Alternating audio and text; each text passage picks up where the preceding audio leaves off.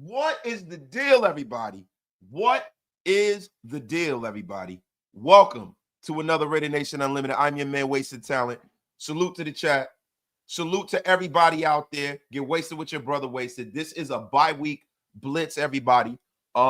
Listen, it's a lot going on. I haven't been on in a few days. Sorry I was a little late pulling up. What the hell is wrong with this damn screen? What the hell is going on here? We gotta get this squared away. Salute to everybody in the chat. Listen, I'm gonna be real with you. Your brother Wasted had to go to the chiropractor. Had to go to the chiropractor, man. Now I'm all good, man. I'm all good. Just left the chiropractor. Look, let me give y'all a little OG shit, man. You know, the key to getting older, and one of my old heads told me this, and been bad to tell you, all to get off my long game. Getting older is going to bed feeling absolutely wonderful and fine and waking up fucked up. And that's what happened to me today, man. I was all jacked up today, bro. I definitely had to go to the chiropractor, man. Yeah, and Demokes, listen, man. I'm gonna be honest with you, bro. You know what I'm saying? You said Wasted had to get his neck cracked. I mean, that's better than actually getting cracked like you get cracked. You know what I'm saying? Demoke with your little weird ass, little stinking booty little boy. Yo, listen, man, this is a family show. It's a family show. You up here with your crap early in the morning, man. Early in the afternoon. Early in the evening. Got my times of day all messed up, you effing bum. Primos, you about to get blocked, man. Primos, listen, bro. I don't want to start the show clowning around here. We got a lot to talk about.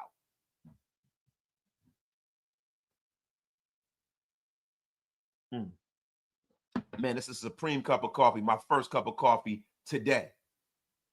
But look, guys, listen, man. There's a lot to get into. Now, I haven't been on the air since all that Maxx Crosby news went off, right? And I think that it is about time for us to get into that, right? You know, Maxx Crosby has been floated around in some trade rumors to the Dallas Cowboys. You guys know that. And listen, there are some people that are of the estimation that it's time to move on, right? There's some people who think that, you know, Maxx Crosby, and I happen to be one of them, right? That think that trading Maxx Crosby at this juncture is stupid, right? And there are a lot of people that would disagree with me. There are a lot of people who, you know, will say that, yo, you know, Wasted. You know, somebody said to me on Twitter, he said, salute to my guy Frank Polari too, man. It's live from Sicily, man. Salute. But there are some of you that will say that, you know, Maxx Crosby should be traded so we can get more draft capital, right?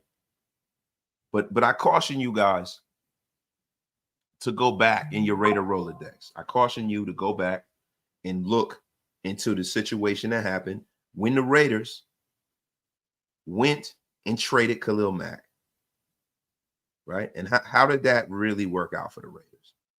To me, didn't work out very good. And this is the problem with a lot of this shit, man. And I'm gonna be 100% real with you. A lot of this stuff is commiserate and contingent on who exactly is the one that's making the decision when the player is traded. So the thing that I have not decided yet is whether I trust this regime to make these picks. I don't know whether John Spytek is going to do the right thing. And I have a lot of faith in John Spytek, right? But I have faith in John Spytek. I don't trust Pete Carroll with draft. If Pete Carroll is at the table making draft picks, then look, man, I don't want Maxx to go any goddamn way. I'm going to be 100%. I'm going to be 100% honest with you. I don't want Maxx to go anywhere. And this is one of the things that I think people forget about. We're not dealing with avatars here. We're not dealing with people who are soulless, just commodities. We're dealing with people. Losing a person like Maxx Crosby out of your locker room is different.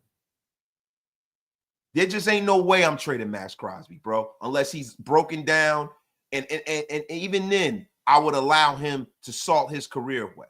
You're not paying him a whole lot commensurate to what he is doing out on the football field. He is only 28 years old. There are a bunch of people that'll sit up here and tell me that, oh, he's 28 years old, like he's like ancient. And I think it's shameful, bro. And I'm going to be honest with you. Until John Spytek shows me something, I don't really particularly trust him either. The fact that Pete Carroll has a say, and anytime that they ask Pete Carroll about, you know, John Spytek, they ask him things and Pete Carroll answers for him. Yeah, we're working together. If what Pete Carroll has done here with the Raiders so far is any indication on how he will draft, then goddamn it, you can't trade any good players, because we don't know if he's going to backfill the team with good players. I mean, you got a guy in Stone Forsythe that people were telling me, you know, and people were telling us that was probably the worst offensive lineman in the goddamn league.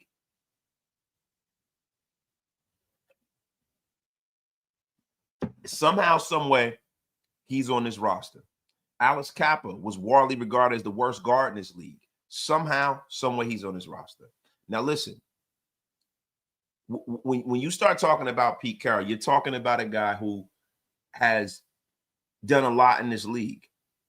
Pete Carroll's done a lot in college football. Pete Carroll has been a coach that has accomplished a hell of a lot, but he's accomplished nothing here in Silver and Black. And he gets no snaps, and he gets no benefit of the doubt from this point forward when it comes to his decision-making prowess. Now, when it comes to his coaching prowess, I'll give him the benefit of the doubt. But the fact that, you know, we have Jordan Meredith playing out of position, never asked to be a center, but he's playing out of position in his contract year. You have Jackson Powers Johnson, who is a guy that really is a center. He's a Remington Award winner. And they've tried to tell us, you know, listen, let Pete cook. Let Pete do what he do, right? We've let that happen throughout this season. And somehow, some way, they've red circled him as the sum of all fears. They've red circled him as a guy that is a problem for this organization.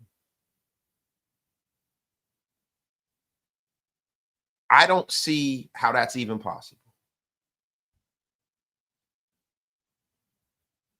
I don't see how it's possible. I don't see how it's possible for you to have a big, strong human being like Jackson Powers Johnson that is a people mover. He's aggressive. He's everything that you would want an offensive lineman. And for his name to even be thrown out there in a trade scenario is bullshit. Now, listen, I will caution you guys with this, right? They talk about, you know, JPJ and trade rumors. There's no trade rumors anywhere that I've seen that are legitimate.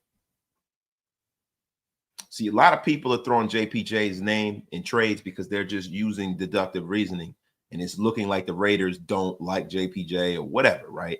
But there's no legitimate source that I've seen that has JPJ actually as a trade person, like a trade candidate. I haven't seen any of that, right? And this organization will have a hell of a lot of explaining to do, having one of the worst offensive lines in football right now. They'd have a hell of a lot.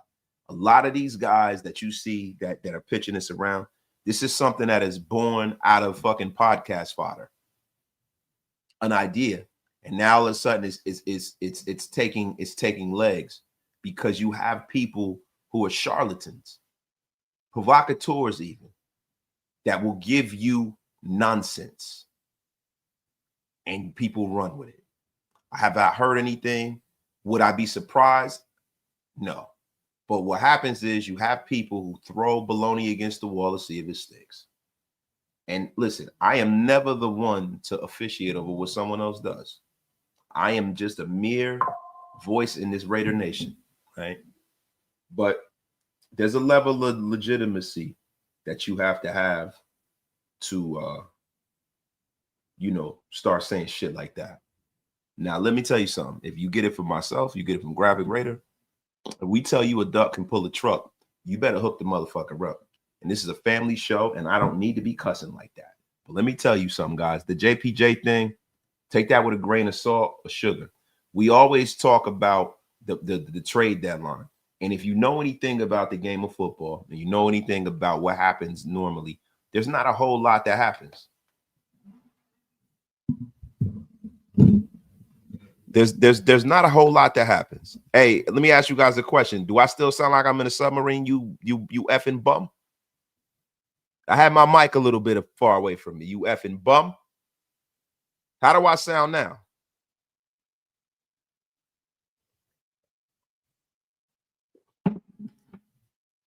Hug, you didn't miss nothing. I sound good. Thank you, Hug. Thank you. Yeah, I forgot the mic. I moved the mic over going out of type. But listen, said wasted is 1,000 leagues under the sea. Yeah, you damn right. Now, when you talk about when you start talking about the Jackson Powers Johnson situation, when you start talking about the Maxx Crosby situation, right? Everybody wants to talk about trades. Everybody wants to jettison everybody and run them out of here, right? Everybody knows what the problem is, but what's the solution? You can name, you can blame, or you could choose to improve, right? But I got to ask you guys something. Do you have faith in this regime to be able to actually go out there and rebuild this football team? Because I'm going to be honest with you, man. I don't, right? And there's a lot of people who think that maybe this might be the end. This might be a one and done, grand opening, grand closing.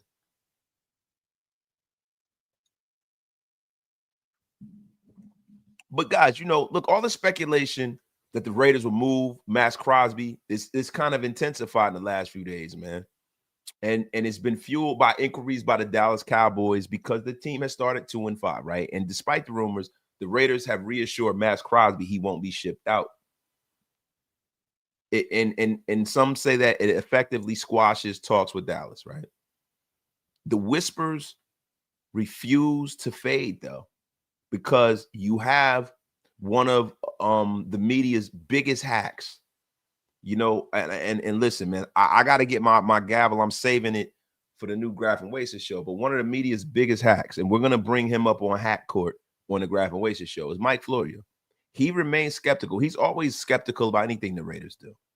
He's skeptical about what the Raiders do, and he's made a career of beating up on the Raiders and talking down on the Raiders. And you know what, man? We got to do something to stop a bum like this for doing that. But Mike Florio is a scumbag, and I cannot stand that guy. I'm sorry. Listen, if this means that people from the media don't want to work with wasted talent, then so fucking be it. But I cannot stand Mike Florio. Then I'm going to read you guys this from an article. Salute to them from the Yard Barker. He goes, I don't know that I believe the last part Florio said. I think he's stuck. He got paid, and if they're not going to trade him, it's not going to be useful for him to start making it known that he doesn't want to be there. Listen, how the fuck does he know where Maxx Crosby wants to be? Florio, however, argues that Crosby isn't the type of cornerstone asset that teams refuse to entertain offers for. Selecting a blockbuster trade proposal could still sway the front office. I still don't believe Maxx Crosby falls into that category of an untouchable player, Florio added. And I think that a sufficient offer will potentially get their attention. We've seen this before. We know how it goes. You don't get the maximum value for a player if you tell the world we want to trade the player. So you have to be coy. You have to create a market. You have to maximize through negotiation to get what you want. That's what we're thinking. I'm thinking it's possible. I'm saying it won't. I'm not saying it will happen. I just don't believe the denial. I don't think he's an untouchable player. Let me tell you something, bro. Look, it's not too many people in this league who are as untouchable as Maxx Crosby, right? Now, this is the thing, right? We got to look at something, right? We got to look at pass rushers, right? Great pass rushers. You know, let's look at some great pass rushers, right? And people talk about the fact that Maxx Crosby is 28 years old, right? And funny thing is they act like that's super old. Now, look, I'm gonna go back and I want to look at some of the great pass rushers in this league, right? That have been guys for Hall of Famers, guys that have passed on year by year, right? This is what I would like to look at. I mean, would you guys walk with me on this, right? Because I just want to see, right? So Reggie White was 43 years old when he died. Reggie White was 43 years old when he died, right? So, and Reggie White was born in 1961, right? So, Reggie was born in 1961. So, if we do 1961 and we add,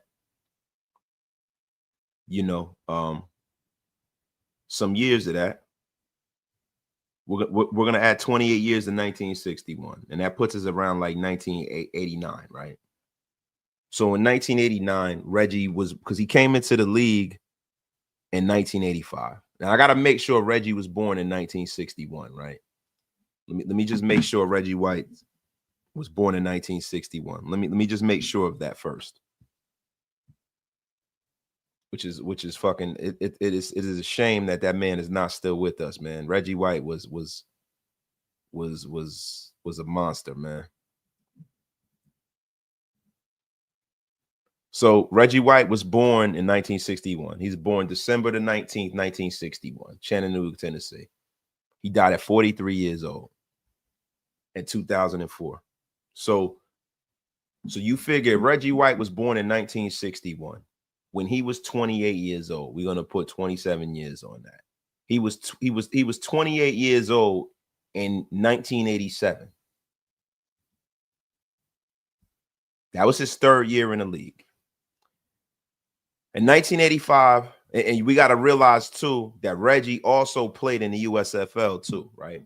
But Reggie White's first year in 1985, it's crazy. The Giants could have drafted Reggie White and they passed on him. It's fucking crazy. You imagine if Reggie White and Lawrence Taylor were in the same. My God. God knew what he was doing, not putting Reggie White and Lawrence Taylor in the same locker room. That would have, and plus the way Reggie got down, the way Lawrence got down, probably wouldn't have worked. But okay, Reggie White's third year in the league, he had 21 sacks. Shit, his. I'm gonna put this up for you guys. Hold on, man. Let me put this up for you guys, man. Salute to everybody in the chat. Get wasted with your brother. Wasted. Tell a friend, man. But let me put this on the screen for y'all. I'm gonna share my screen. We gonna get going.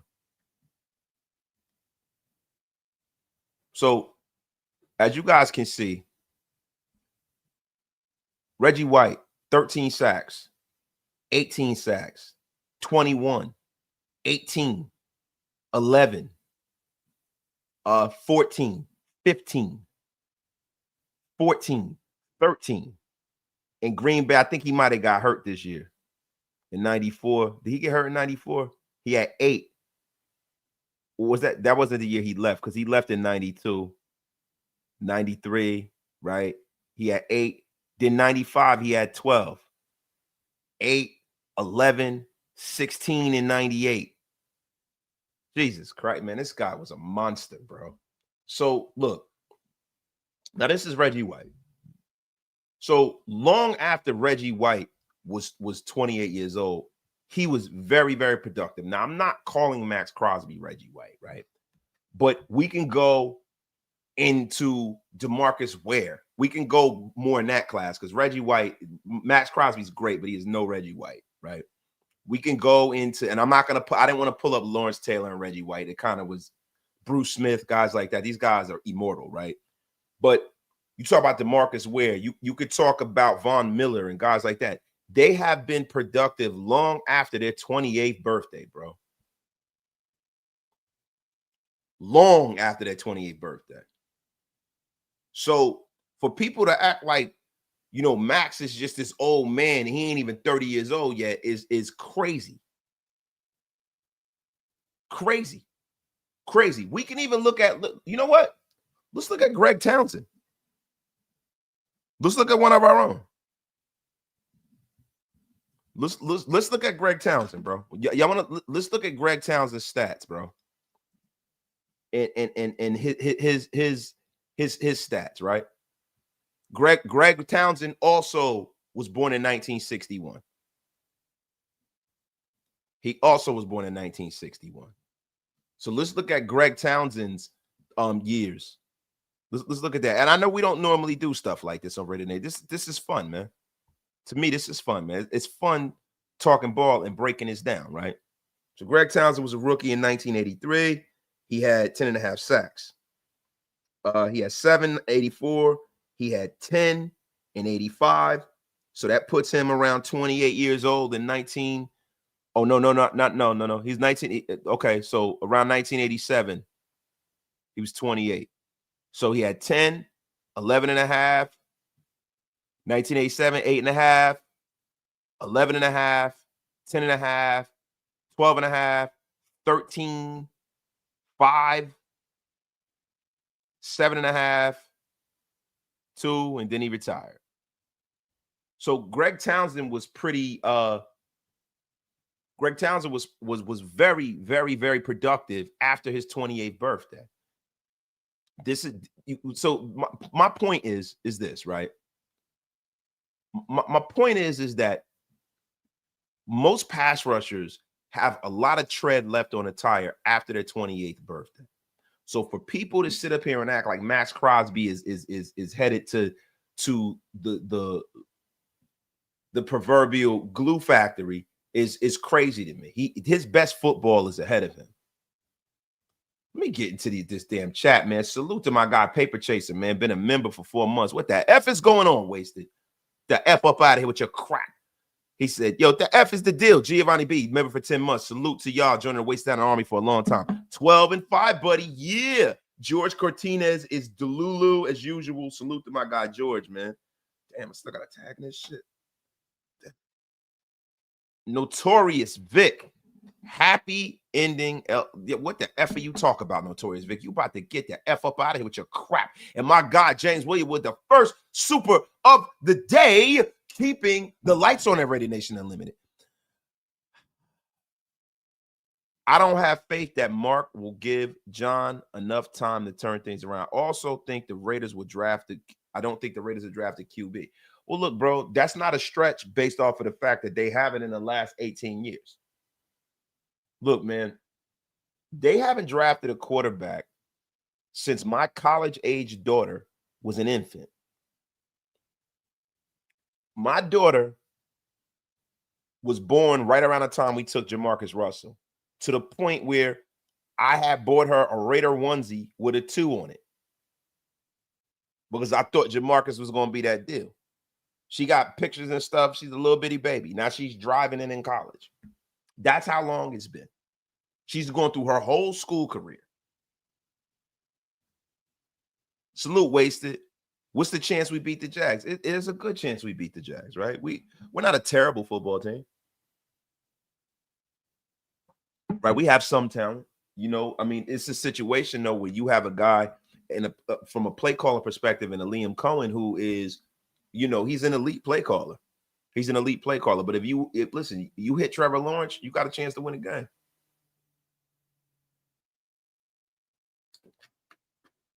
But be honest with you, man. Beto, my dog. I'm afraid by the time the Raiders get their ish together, Max not going to be the same. Let's hope it all comes together. Bro, look, even if he's not the same, I hope he just retires the silver and black and gets a ring, right? But this ain't about that. This is about the fact that, yo, it doesn't make any sense. If you're trying to rebuild and you're trying to field a good football team, why the hell do you get rid of a player that has a favorable contract, has years left on his deal, and he's a cornerstone transformative piece in your locker room? Why do it? Now listen, if Andrew Luck's coming out next year,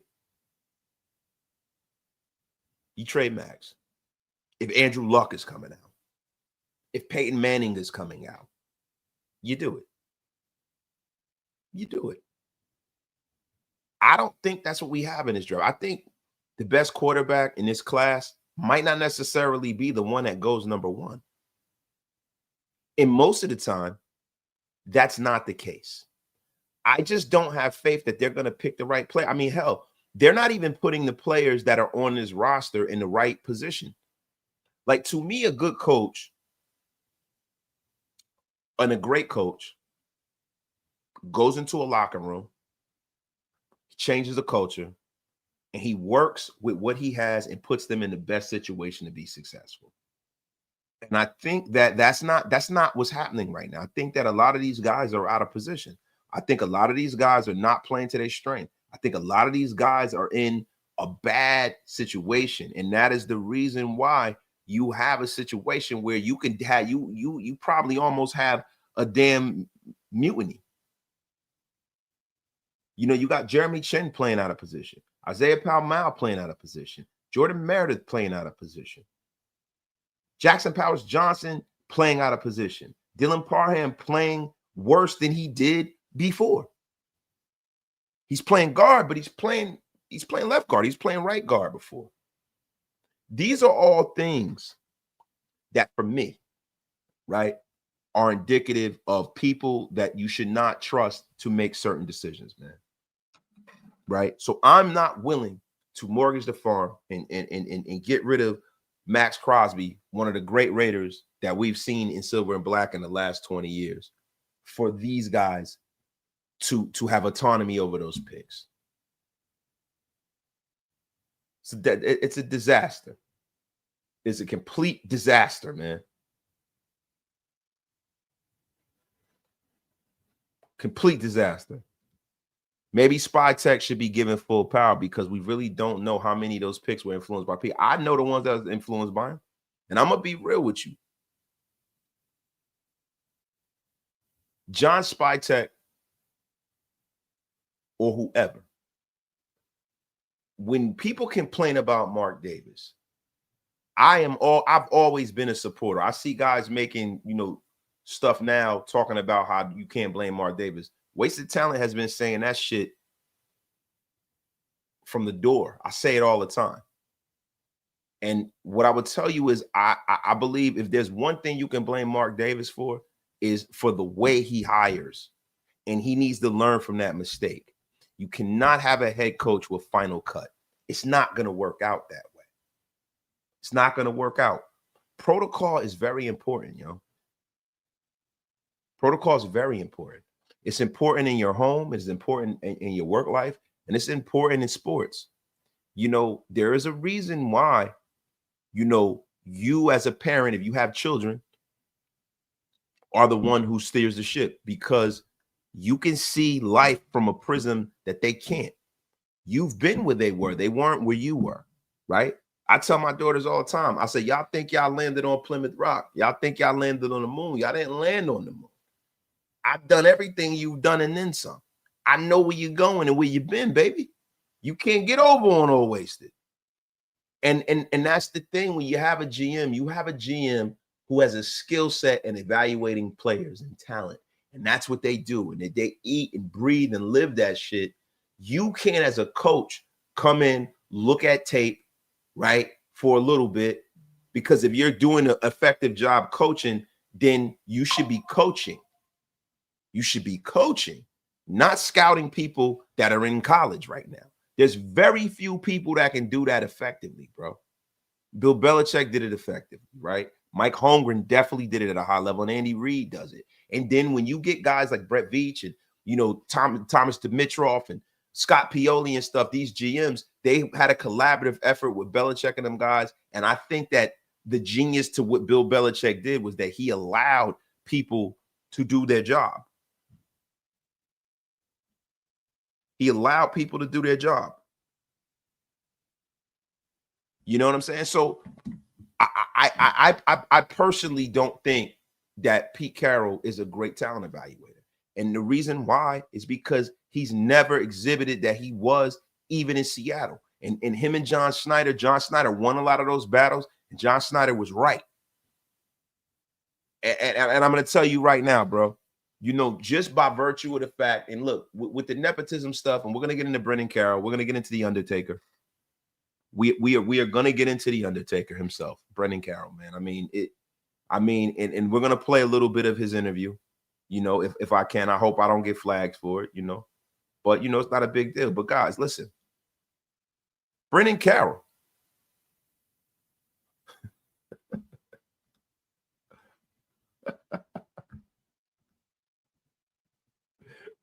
Listen.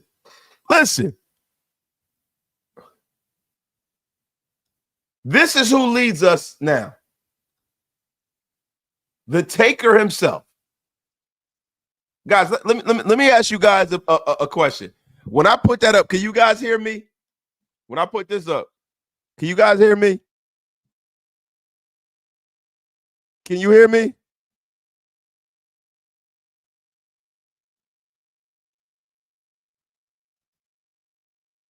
Y'all can hear me, right? Rest in peace, JPJ.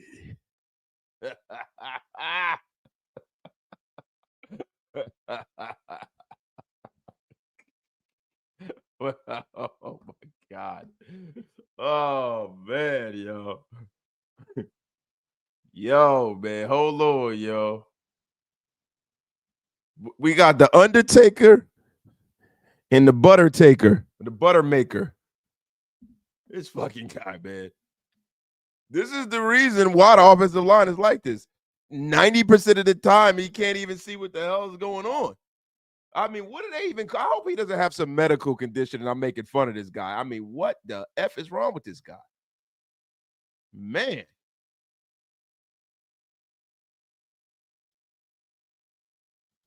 Man, I would want a DNA test with that fucking guy, man. That dude looks the butter maker.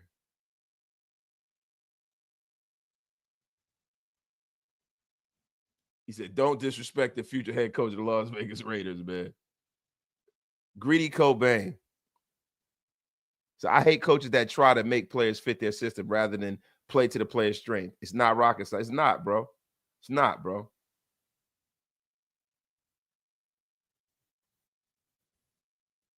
Yeah, but listen, the butter maker himself, Brennan Carroll, is man.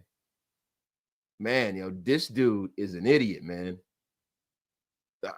I mean, and listen, if he's the reason why they would trade JPJ, man, everybody in that building needs to be run out of the front office, man.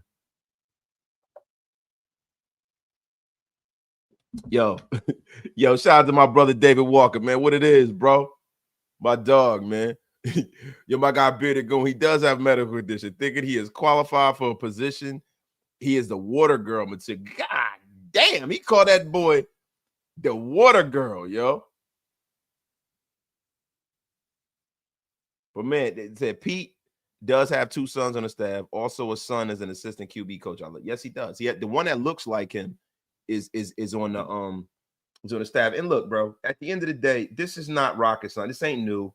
This is not a situation where, this is something we've never seen before in the National Football League. You know what I mean? Like the coaching fraternity in the NFL in general is a very, very it is. There's a lot of nepotism. It's a cousins club in the National Football League, man. If we're being honest, this ain't the first time. This ain't the last time. Brennan Carroll is not a guy that you know what I'm saying, that he landed on the moon with his daddy giving him a job in the NFL. That is essentially what happens in the National Football League. That is essentially what happens. You know, it is what it is.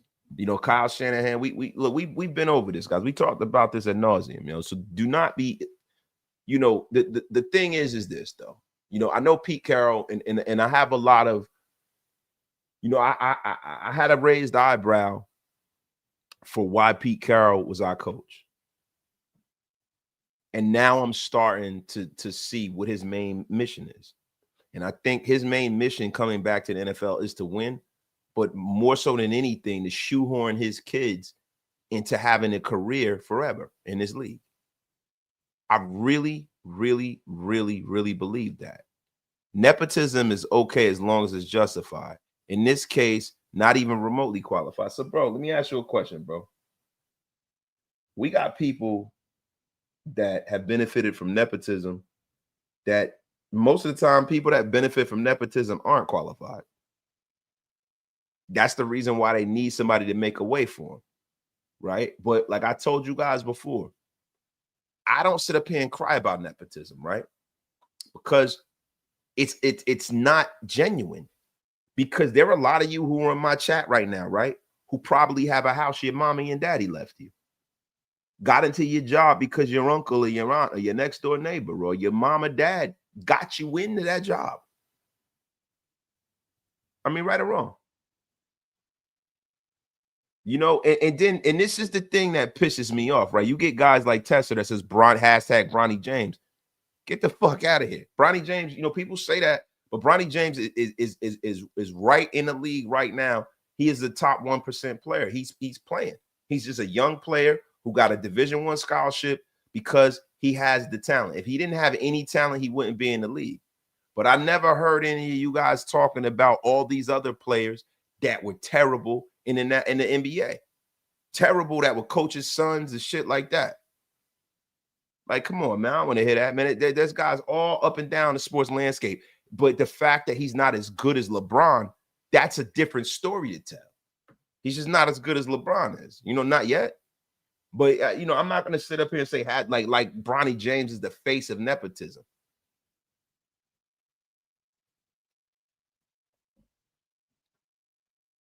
People say he's not a guy. Like, we don't know what Bronny James is yet. The fucking kid is 19 years old. We don't know what he is yet. I don't see anybody sit up here complaining about, you know, not Steph Curry, but his brother Seth. I don't see nobody saying shit about that. Like, bro, listen, don't get me started on that. Yo, he averaged 5 points a game because he had myocarditis, right? He took that shot and he had an issue with his heart. He didn't play a lot. But yo, Bronny James was one of the best high school players in the country. And everybody says nobody is going to keep this kid in the league for no reason. There's a lot of NBA players. I'm just a Raiders show, but I don't want to hear that shit. You got Scottie Pippen's son who's no good. All these fucking guys. Get out of here, man. Like, yo, the thing is, half of you motherfuckers couldn't play in the NBA for 5 minutes if they paid you $1 billion.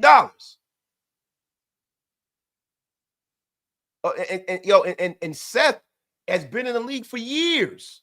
LeBron James is 19 years old. Listen, if he can't play, he won't be in the league in a few years. But don't act like he's just some fucking scrub. Like, come on, man. Everybody talking about, oh, well, nepotism. And you got all these bum-ass coaches in the NFL. Their bum-ass sons being backup quarterbacks. Man, get the F up out of here. That is the fucking point. That is the point. That is the point. The point is that, yo, you can talk about whoever's son is better, right? But this is his second year in the league. Let the kid develop. If he was anybody else, bro, nobody would be saying shit. And then we look at all of these bums in the NFL. David Shula. David Shula was a fucking horrible coach. Horrible. Had a job in the NFL and in college for years. To me, Lane Kiffin is a jackwagon.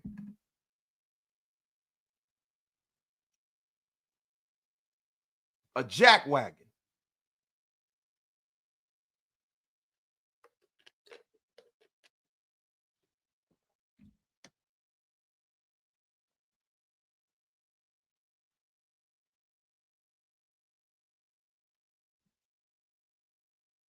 The F up out of here. You bunch of guys, you motherfuckers couldn't play in a YMCA pickup game, and you calling him a scrub. The F up out of here. I mean, what the F are we talking about here? My guy, Rudy the Vet Russo. Maxx already pressed Mike Florio live on TV a few years ago. I would strike his face if I ever seen him in the airport. It would be worth it. Raider Nation will post my bill. Rudy, don't be so sure that I don't know if you should ever be unleashed on society. Salute to my dog, pessimistic but optimistic Frank. Yo, that's it. Appreciate you, pessimistic. My dog, hug these with a $10 slapperoonie. Question 1, what series of BMW M you got wasted? Question 2, what would fire you up in terms of Raider news in a bye? I want to hear Waste's Christmas list for the bye week. Presents. Wifey got the CLS AMG race. Hey man, listen. Whenever you ready, hug. Whenever you ready.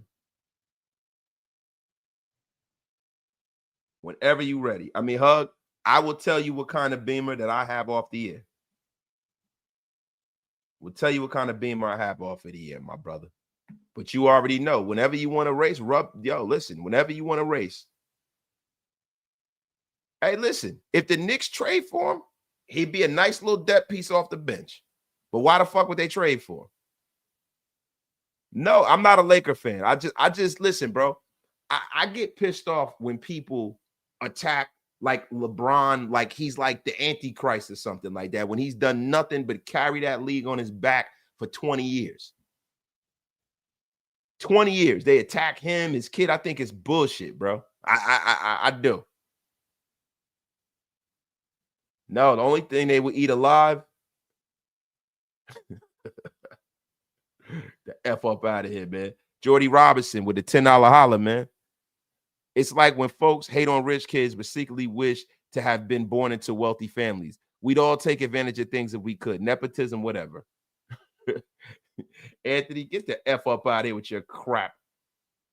You know, listen, guys. Listen, we're gonna get into the Brennan Carroll thing. I'm not gonna start arguing with you bums. I'm not arguing with you bums. We got almost 500 in the room. We got 500 in the room. The F up out of here, Anthony. Yeah, Anthony is definitely a bum, yo. He is definitely a bum. Gorilla looking smelly bitch, motherfucker. Hold on, Anthony. Gorilla looking smelly bitch, motherfucker. You got me fucked up. You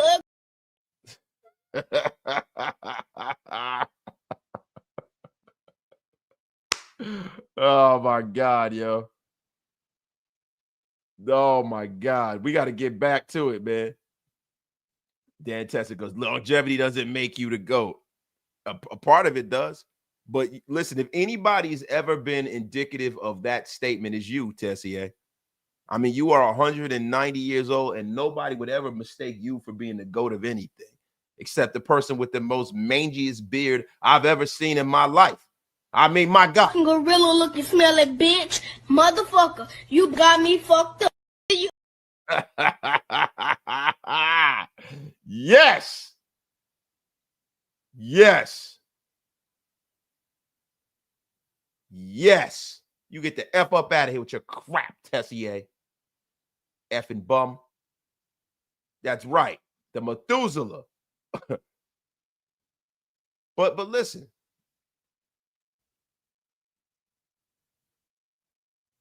I am going to look.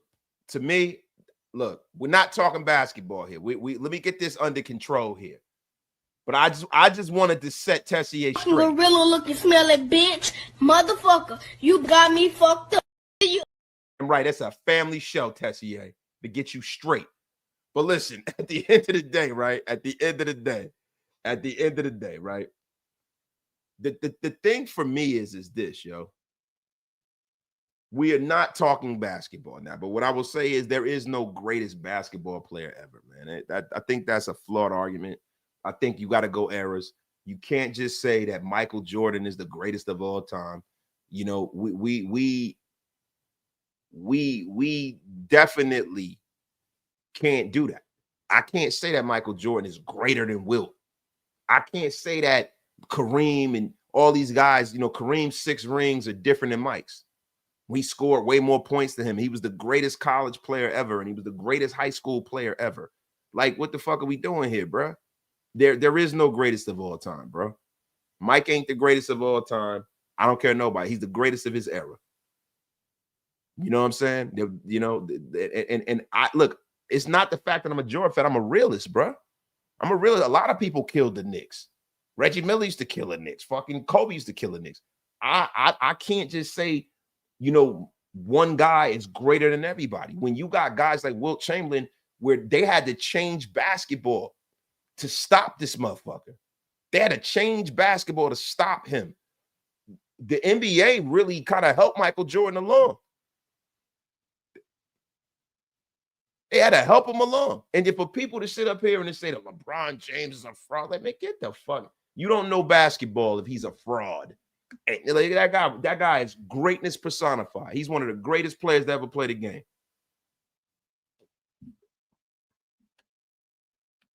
Kareem might be the GOAT. Bro, like, that's the thing. I hate how everybody just forgets about Kareem because he wasn't the nicest guy in the world. Kareem was unstoppable. And bro, and everybody says, yo, Curry's the greatest shooter of all time. I don't know. I don't think he is. I think he's a great shooter now.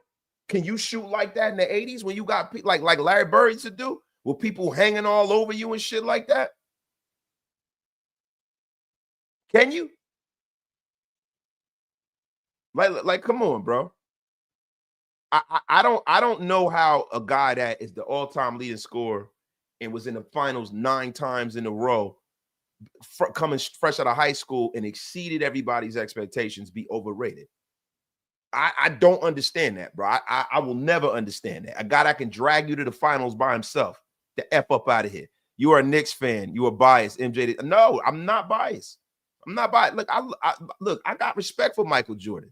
I do. It has nothing to do with the Knicks. I'm just being for real, bro. You can't just say somebody's the greatest. What we basing this off? We basing off of points? He's not the all-time leading scorer. What we basing off of rings? What we basing off of defense? Like what are we doing? And yo, there's a lot of times, like in his year when he was the defensive player of the year, the statisticians, I've watched videos where the statisticians were giving him stats and shit. The league they hitched their wagon to Michael Jordan and they changed the whole game to benefit him. And I don't want to hear that shit, bro. Flagrant fouls, all that shit. He the only one. He come in the league now. They gotta have flagrants and shit like that. You didn't see Magic and Bird and them crying about that shit. You ain't see Doc and them crying about that shit. You didn't see Kareem and them crying about that shit. You know what used to happen when you used to foul Kareem? Kareem hit your ass with an elbow. Kareem break your fucking neck. That's what he used to do. Get the F up out of here. And people say Curry's the greatest shooter of all time. He's the greatest shooter of this time because you can't touch anybody now. Back when Bird and them were playing, bro, they had people fucking pushing them, hand checking them and shit like that. If you allow Larry Bird to just shoot unencumbered like Steph Curry, it'd have been the same fucking thing. It'd have been the same thing, bro. How you gonna say that? How you gonna just say that he's a better shooter than Bird? Bird used to do that shit, bro. Like, bro, listen, I'm sorry, bro. I don't want to hear that shit. I don't want to hear it. I don't want to hear it, bro. I don't want to hear it. There is no greatest.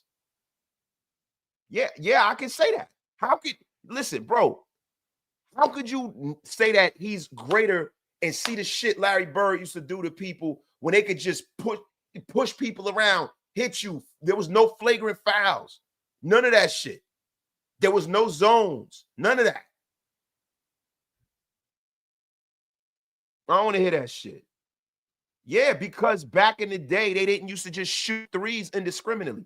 Basketball is like unwatchable now. All they do is just run around and jack up threes. Yeah, Draymond Green has threes because he's always open. And all they do is just shoot threes now. We're back in the day, the game was ran by the big man. The centers ran that game, bro. They actually played defense. You could actually get hit. People actually, you could hand check you and really defend you. And you don't have people crying all and flopping all over the place like a bunch of bums. The F up out of here. Shit, you had an era in this time where you had guys like Jerry West where there was no three-pointer.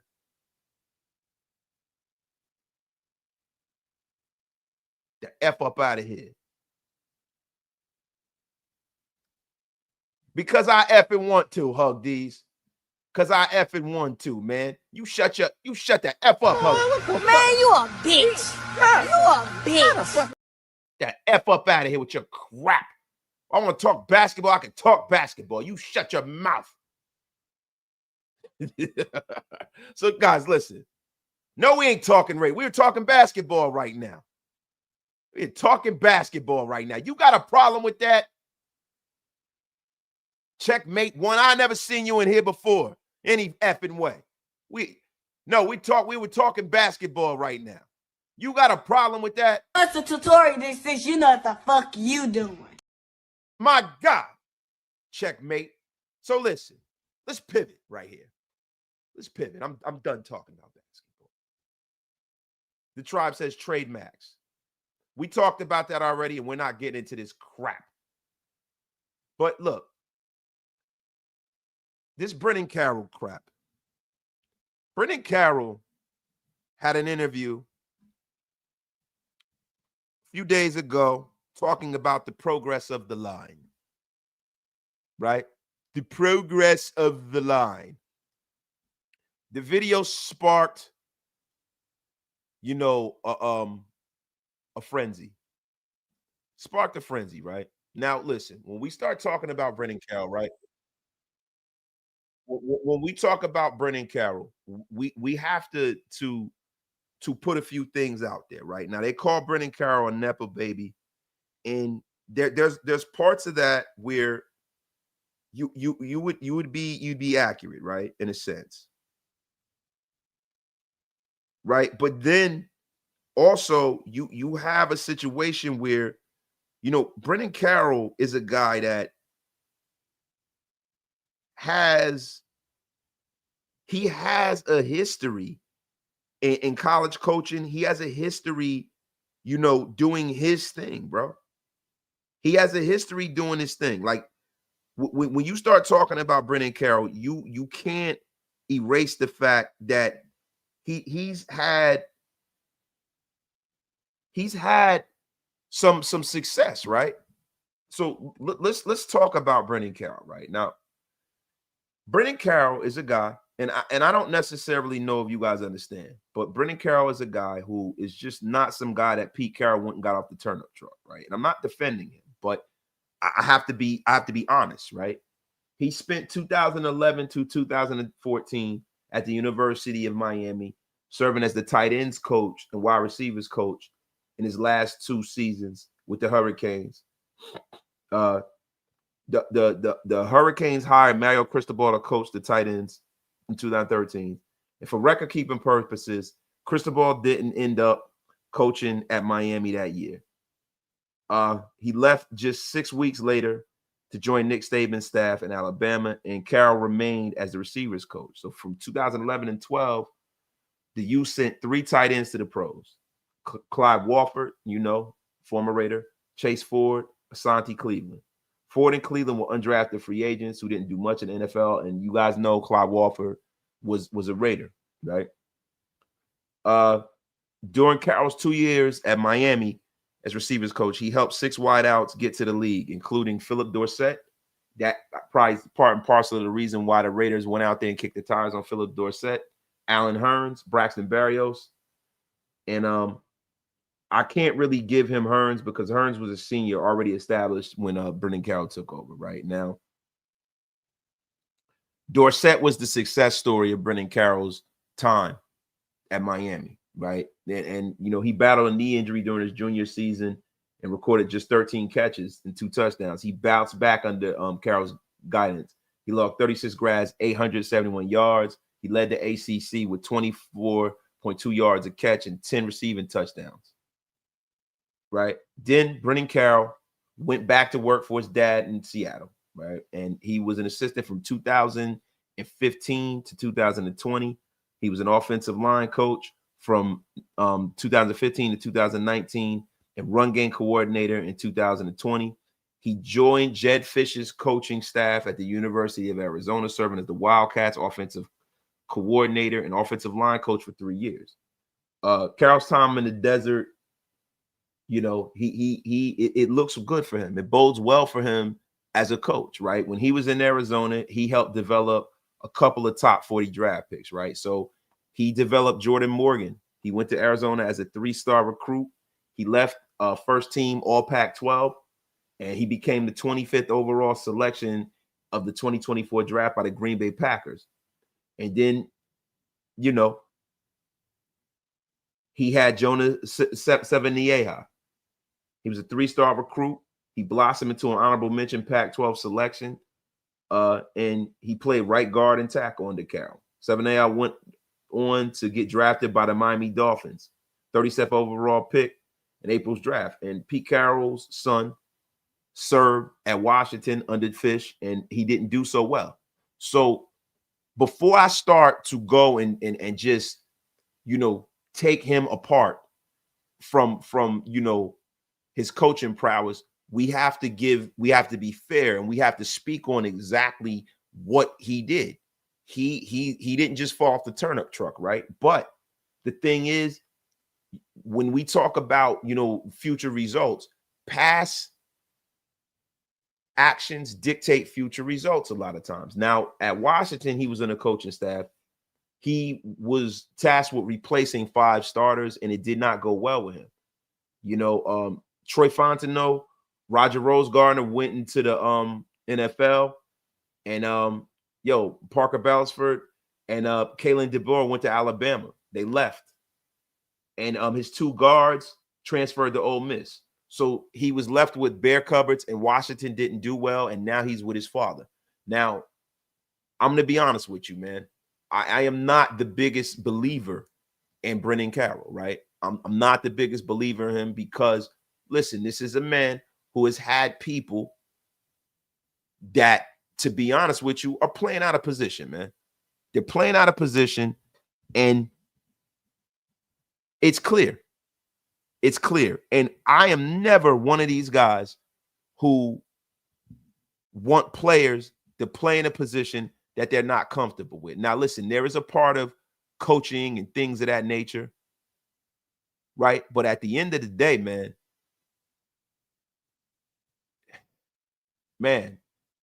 you got to ask yourself, when is the time for the Raiders to go to work for the lost? And you can clearly see.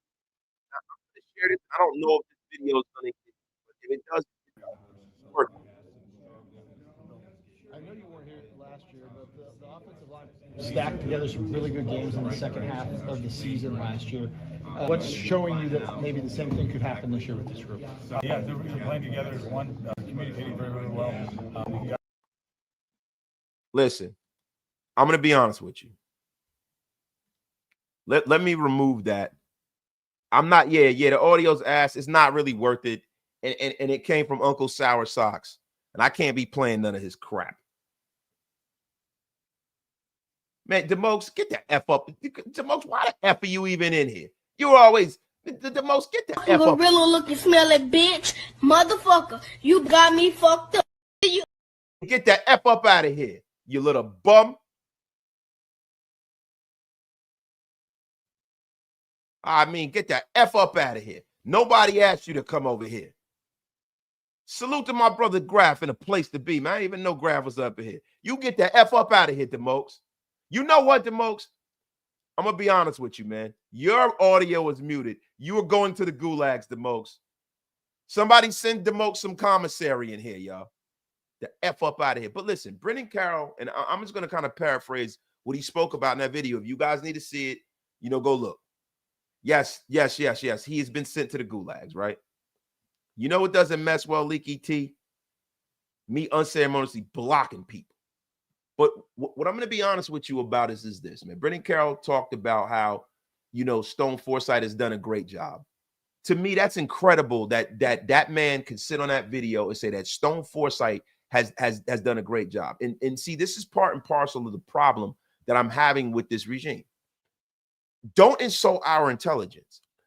They're there every day, but we can see what's happening. Now, listen, you guys know how wasted is felt about this. I do not think that I want to see Pete Carroll get fired. I don't want the Raiders to go off and fire another coach, right? Would it be the worst thing in the world if Pete Carroll stepped down if this season continues to go like this? No, it would not, right? Because then it would give John Spytek the latitude to hire a young coach, right? Then most likely if this season goes off the rails and we're bad and we're like 4-13 again, or we're even less than that, right? We'd have a high draft pick and the job would be more attractive to a young coach that has talent, right? So would it be the worst thing in the world? No. Let's hope that they turn this thing around and Carroll can kind of go the route of a Dick Vermeil.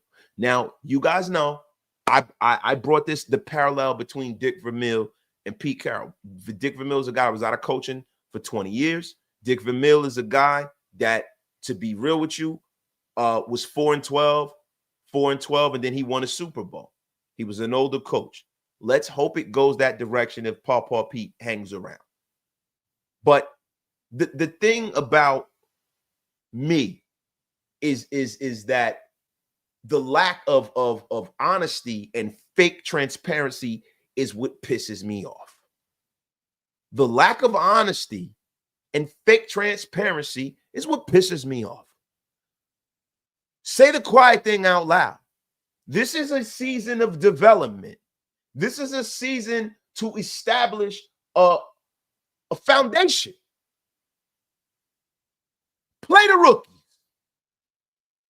This is a place where I'm looking for my coaching staff to adapt in real time, because it's either we adapt or die. And we are dying a miserable, horrible death up front. Our offensive line is horrendous. Anthony, you will be unceremoniously blocked. This is what I do. You get the F up out of here with your crap. Man, you a bitch. You a bitch. I mean, my God, Anthony, you know you love when I yell at you. You just sit there and take your talking to like a man. The F up out of here, Anthony. With your crap. Look, you know what? I'm gonna be honest with you. I can't take credit for that. I think I heard Big Corey say that. And I just said it. I can't take credit for Paw Pete. Salute to Big Corey. Salute to Big Corey, man. And them guys over there. But everything is worse than last year. And the thing is that they are not being truthful when they come out and talk to Raider Nation. They're not being truthful when they come to the podium and Pete says, "Oh, G's playing great. He's playing great, man. He's playing great. And just needs a little more practice." Kyle Blue Kelly is the worst corner in the National Football League. Oh, he's playing great. He's playing great. Just got to get some things, a little more practice. Just got to buy in. Got to buy into a defense that hasn't been successful in the better part of a decade. But just got to buy in. See, it's disingenuous for you to say, "Oh, I didn't expect us to be this bad." What the fuck did you expect? See, the thing is it Uchi Wally or is it one Mike? Is it compete or is it not? So we're only competing at positions of players that you like. I'm just asking. Is it Uchi Wally or is it one Mike? You know what I'm saying? This is what we got to find out. The pressers are disingenuous. The pressers are disingenuous. They are insulting our intelligence as a fan base, bro. Come out and just be honest and be real. Because let me tell you something. You're not going to win any points with Raider Nation trying to soften the blow of what we fucking watched. Now we're in a bye week. And when we talk about the bye week, we got to talk about all the things that we're going to need to see going forward. And the main thing I need to see is that we're talking about compete. For this not to be considered a complete disaster, I'm going to need to see a real competition at quarterback. For real. I don't want Geno Smith to be just anointed the starter and he's playing terrible.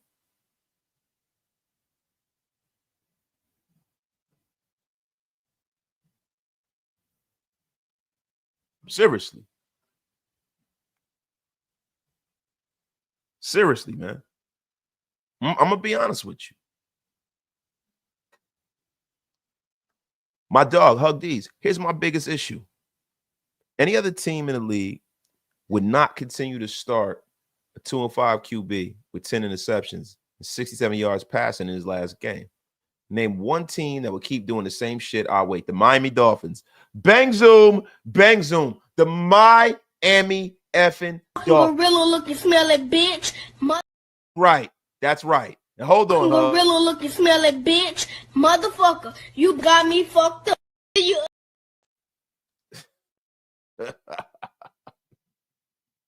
But see, this is the thing. It's not the fact that he's starting them. It's the fact that you can actually go in front of people and tell everybody that he is playing well. Listen, I understand. Listen, he's the best we got here. We're gonna, you know, try to get Geno right. Trying to put our support behind Geno, but Geno's not playing well right now. He's not playing well right now, and he knows it.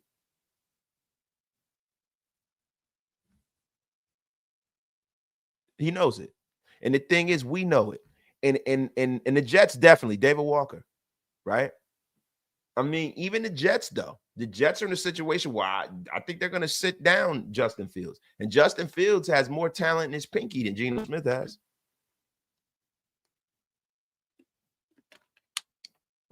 Bodega is back from the gulags. Back from the gulags, man.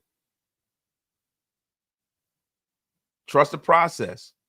More practice. Yeah, G just needs some more. He needs some more practice. That's what the problem is. That is why we're all upset. This is why we are ravenous. And you get a lot of people that will say, yo, you gotta wait. Pete's a gentleman, and he is all of those things. Pete Carroll is definitely all of those things. Pete Carroll's a great head coach. He has been throughout his career, right? But just because you will want something does not mean that you still are. I used to have spinning waves and a size fucking 29 waist, but no more. No effing more. And I'm going to tell you something, man. Just because you were something at once does not mean you still are. And I think that the Raiders need to understand something.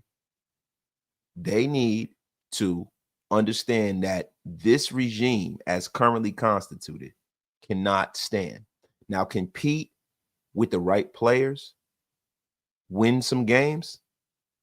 Yes. I think he can, because, you know, you don't forget how to coach, right? But I think Pete, the GM/coach, in a collaborative effort with John Spytek, is the main reason why the Raiders have been bad. And if you look at when we had a real true GM who hired the coach and made personnel decisions, it was when Reggie McKenzie was here. Now, Reggie made some bad moves, but he didn't in 2014, bro. And when we start talking about Reggie McKenzie, man, Reggie McKenzie was the last true GM we had here. And we got success out of that regime. And after that, there's been this thing where the guy on the sideline has just as much say and autonomy as the guy that's up in the booth watching everything. And that's the problem. Now, you could say, wait, what happened? Who got blocked? Bodega got blocked? Bodega, what happened, man? G-Town says I got a receding hairline now. Yeah, man. Right now, I don't have no hairline. I shaved my head bald. Yeah, that's right, yo. Hey, listen, man. Listen, man. One trip to Turkey, man. Listen, bro. I'm man, I'm back like Cadillacs. You know what I'm saying? I am back. Shit, I go to Turkey, bro. You know what happened, man? I'm gonna be full. Might be sure up in this place, bro. Bro, I'm telling you right now, man. Listen, bro. If I go to Turkey and get that hair transplant, bro, let me tell you, hey, listen, Daniel Martinez, you about to get blocked. He said, show the dome. What the? Hey, you listen, Daniel Martinez, that's nasty work, bro. It's filthy work. It's terrible. You've been blocked for 35 seconds for that. What the F is wrong with you? You don't ever ask a man to show their dome, man. What the F is wrong with you, bro? I mean, God. Shut your lame ass up, nigga. F up out of here. Ask no man to show his dome. Look, grown ass man, dog. Shit, man. Call no grown man delicious. The F is wrong with the F is wrong with you, bro. The F is wrong with you. I mean, my God. I mean, wow. God! Wow! Like, bro, not only do I have to educate you, but I have to indoctrinate you into how not to be lame. Don't ever do that. Man says, yo, show your dome. The F is wrong with this guy, man. Hey, Dave, you got to let him know we don't do ours like that in Jersey, bro. The F is wrong with him, man. It's nasty work, bro. Nasty work. But bodega shit. Not that someone just randomly blocked me for 35 seconds after I said I hadn't been to the gulags today. Because you said, welcome back to the gulags. Listen, bodega, I'm sorry, man. I'm sorry. Listen, whoever blocked you, come to the front of the congregation. Wait, out of your mind saying Fields is better. Get your coffee, old man. Listen, I'm going to be honest with you. The way Gino was playing, Gino is terrible, bro. Gino's terrible right now, bro. And Justin Fields is terrible, but at least Justin Fields can take off and run for 150 yards. You know what I mean? My God. So look, guys. Look. Hug D's blocked him. Hug D said that'd be me. I blocked him because he likes it. Oh, my God. Hug D's, what the F is going on here, man? What is wrong with you, man? Hug D's, you gotta chill, man. You have got to chill, bro. That's a tutorial that says you know what the fuck you doing. The F is wrong with you. So, guys, listen. Let's really get back into this show. This show is going a little longer, you know. Hey, man, it's 8 o'clock. I don't got a whole hell of a lot going on right now. I don't have a whole lot. Hey, listen, guys, do you guys want more show? I say that we should hang out a little bit longer, and we should really break down, you know, what's going on right now, you know, from my purview. If you guys want more show, give me a 1 in the chat. If you guys want me to get the F off the air, you can tell me to get the F off the air, and I might not listen. But guys, look. Hug D's had asked me earlier in the show what I would like to see coming out of the bye week. The first thing I'd like to see coming out of the bye week is Caillou Blue Kelly being sat down in the furthest, deepest part of the gulags called the bench and Raider history. I don't want to see Caillou Blue Kelly anywhere in the field unless he's playing special teams. He has allowed a 26.9 EPA this season. That is the most of all NFL defenders in coverage. He's allowed 423 yards. That is the most in the National Football League. He's terrible. Terrible. Horrendous. Another thing I would like to see, hopefully, I would love to see Malcolm Kuntz get traded. He struggled, man. He struggled. The guy struggled, man. He struggled, and it really bothers me because when Kalavion Chasen was available, right? I said, and Hug D's, Hug these. Hey, Graf. I don't know if Graf's still up in here, man.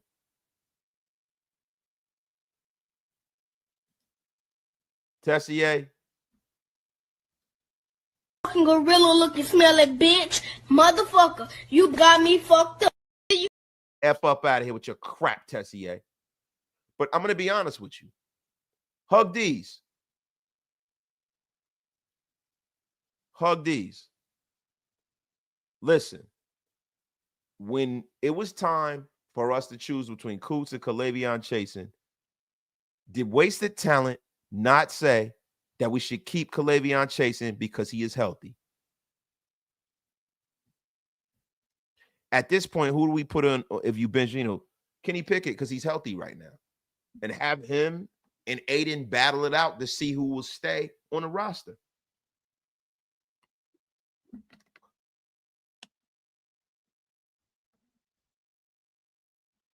That's what she said. That is what she said. Chasen and Gainer. Yes. Yeah, you weren't helping. He was dealt. Well, you said, look, listen. Listen. I wanted Kalavion because he was healthy. And he has a higher pedigree. He was drafted higher. I remember him coming out of LSU. I wanted them to keep him. And now it blew up in the Raiders' face. I want to see Malcolm Kuntz gone. And not because he's terrible and he can't be good. I don't even want to broach the subject of bringing him back. He just got player of the week, guys. Look, and listen, this has become a tragedy of errors, man. If Chasen was here, he would be leading the Raiders in sacks. He'd be tied for first in pressures.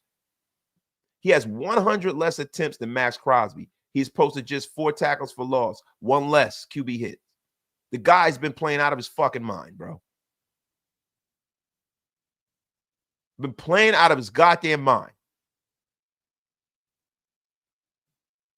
Unbelievable, bro. Unbelievable. Then what I would like to see this regime stop fucking around with Jackson Powers Johnson. And if I cussed, I'm sorry. But I don't give a damn. Stop. Stop it.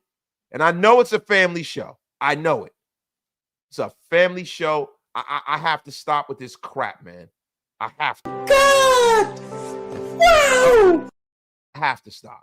I gotta chill. Jack Jones was awful, though, bro. Jack Jones had to get cooked. John James, this is a family show. You wash your mouth out with soap. It's a family show. I mean, listen. You can watch this show with everybody. But at the end of the day, bro, listen. This regime has not made good decisions, and they have to turn this around, right? And one of the big decisions that I want to see is I want this regime to stop messing around with Jackson Powers. He's in his second year in the league. If you don't bench Dylan Parham, if you don't bench Jordan Meredith and put in Will Putnam, then you leave Jackson Powers Johnson alone and let him develop. It doesn't seem like they're very big on the truth, and I don't like that. I don't like that, man. I'm going to be 100% real with you. I don't like it. I don't like it, man. I don't like it. It's nonsense. It's nonsense, guys. Nonsense.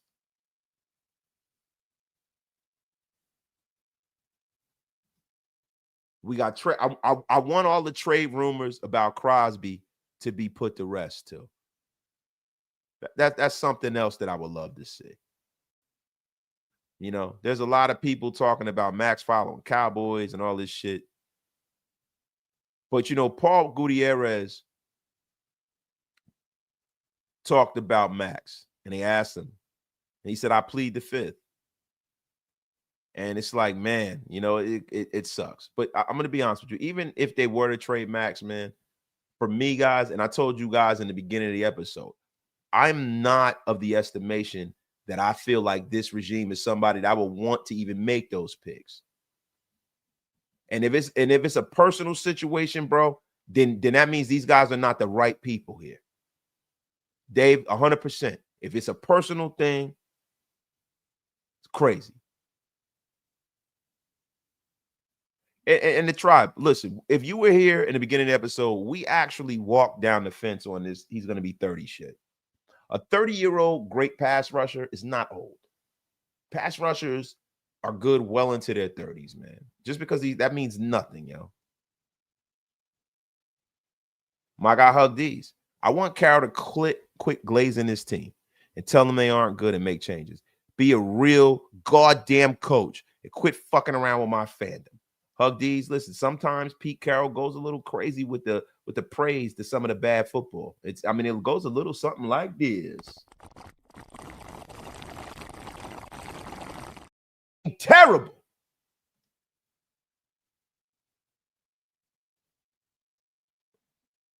McClendon Curtis was cut the other day, guys. Once again, Dan Tessier was wrong. McClendon Curtis was cut the other day. He's no longer with the Raiders. So there that goes. A 31-year-old led the league in sacks last year. Being over 30 doesn't mean anything, yo.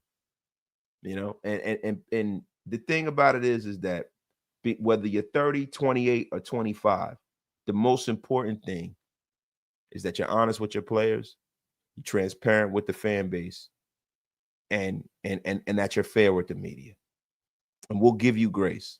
But Pete Carroll wasn't brought here for this. Pete, listen, nobody thought that this team was going to be a Super Bowl team. We were hoping for 7-9, and we could have accepted that, and we could roll with the punches. But what we can't roll with is total and complete dysfunction and dismay. So anybody that can hear the sound of my voice, anybody, the one and most important thing that I want to see is I want to see Mark Davis, who I like Mark, and I respect Mark. I want to see Mark Davis assert himself, and I heard him the other day, and he said, I don't want apologies, I want results, and I love that. I want him to anoint John Spytek the Lord, ruler, and master of personnel decisions in his roster for Pete to fucking stay out of it. Coach the team, let Spytek get the players, and if we do that, this team could turn around because, listen, Spytek will draft players and bring in players that have a future because he has a future because he's a young man. Pete don't have no future here. Pete's 70-something years old, bro. And if this shit doesn't go well, he's not going to stick around and muddy his reputation for 3 or 4 years being terrible. So, guys, if there's anything I want to see is that. I want to see Chip Kelly run more power. I want to see Chip Kelly not have so much autonomy to not run the football. And I know a lot of people say he should be run the football, run the football, run the football. You got to get better offensive line play, right?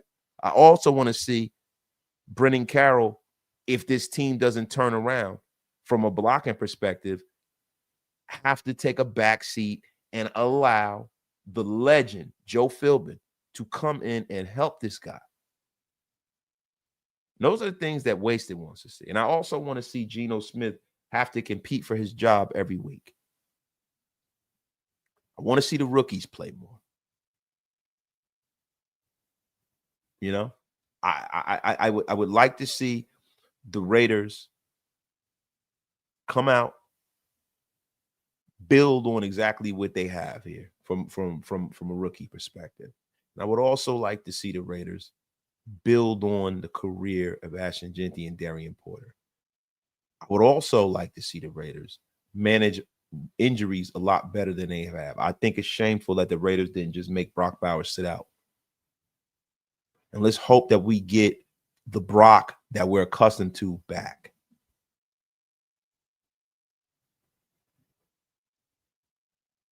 Raiders Unleashed. Only 3 teams have ever won a Super Bowl with defensive end being the highest paid player. Kansas City, Tampa Bay, the Broncos, Von Miller. I mean, so let me ask you a question. You say that, and I don't necessarily think that's even true, but Lawrence Taylor was the Giants' highest paid player. He wasn't a defensive end. He was an outside linebacker, right? There was a time when Reggie White was the Packers' highest paid player. Being a highest paid player is commiserate to the market and who you have on the roster. So if the Raiders go out and sign a big free agent signing, then he's no longer the highest paid player. He's the highest paid player this year. We're not expecting them to win a Super Bowl this year. If they're building towards something, he might not be the highest paid player in 2 or 3 years. But whoever's making the most money on the team, to me, is immaterial. It's how well they play.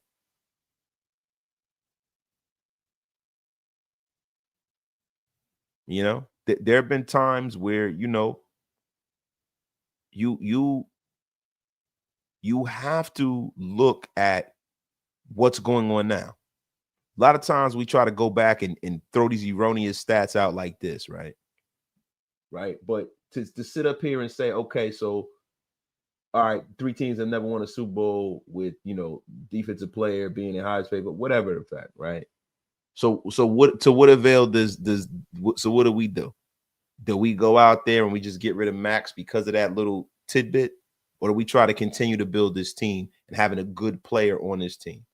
And guys, look, I'm going to be honest with you, man. You know, I've had a lot of energy lately, man. A lot of energy. And I'm going to tell you why, right? I'm trimming down. You know, there were a lot of things that I've had some very, very positive gains in my life from a health perspective, right? And I'm going to attribute it to an experiment that I've had, right? I said, let me take something. And I did, right? It's called Apex. Guys, check the label on your supplements. And you tell me if you see vegetable oil, rice flour on there, any of that crap. If you do, I want you to go over to menoforder.com. Hug these. Could you do me a favor? One of you gentlemen who are a moderator, please do me a favor and put menoforder.com in the chat. Put the link in the chat. Rudy, one of you guys, please, and use coupon code WASTED for 15% off of your order. If you want to enhance your performance at work, sports book, the gym, or the bedroom, go to menoforder.com and use coupon code WASTED for 15% off. menoforder.com. Men of Order. John James, why the F do you? What the F is wrong with you? Are you hard of hearing or something? It's Men of Order, John James. Men of Order. You see it right there. menofordeffing.com.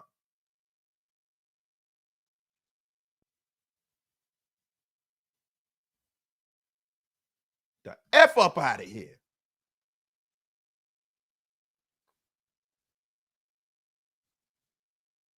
So listen, CG, are you slacking? My dog, Big Lil Bosco, with one of the last comments of the day. You know what scares me wasted is the fact that Geno getting pressure up the middle has shook him up. But the answer is JPJ, but the coaches don't like him. I hope these men sit down and put their differences aside, bro. And I'm going to be honest with you, bro. If their ego is more important than the success of this team, I want them to continue to lose so that they are no longer here. And I never pray for my team to lose, but God damn it, if you don't do what's right and not, you know, what you feel, that's some, look, bro, men don't do that. We don't do, we deal with facts. We don't deal with emotions, bro. Emotional men piss me off when we're talking about making money. Listen, I am an emotional person, bro, in a way where, I am an empath. I feel for people, but I feel for people, there's certain times where I get mad and things like that. We all have emotions, right? But we have to learn how to navigate them emotions when when we're talking about business. We gotta navigate that.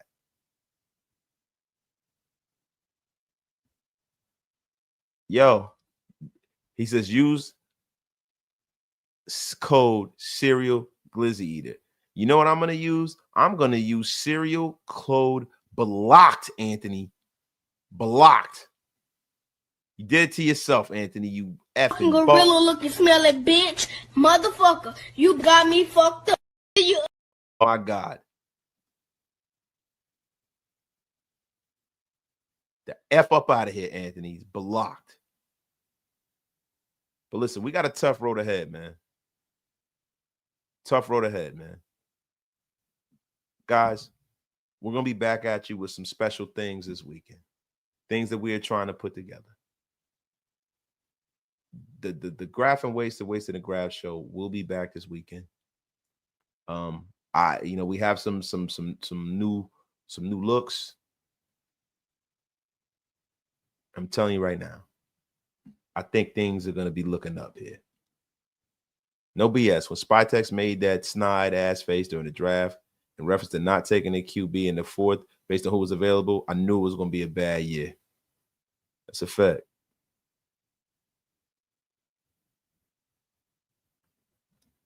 Listen, my brother, there's only one way to know it.